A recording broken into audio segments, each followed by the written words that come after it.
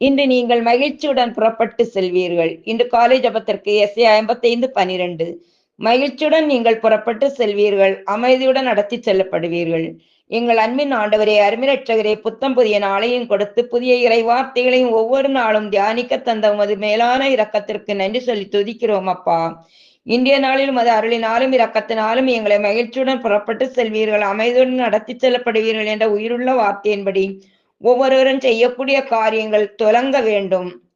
நாங்கள் எடுக்கின்ற முயற்சிகளிலும் பணிகளிலும் கடமைகளிலும் உம்முடைய வல்லமையும் ஆற்றலும் எங்களை வழிநடத்தி தகுந்த ஆலோசனைகளையும் ஞானத்தையும் தந்து சிறப்பாக செய்து முடிக்க உமது ஆசீர்வாதங்களை நிறைவாக பொழிந்தருளும். நாங்கள் எப்போதும் நல்லதை நினைத்து நல்லதை செய்யும், பிறரை அன்பு செய்து வாழும் நல்ல உள்ளத்தை தந்தருளும்.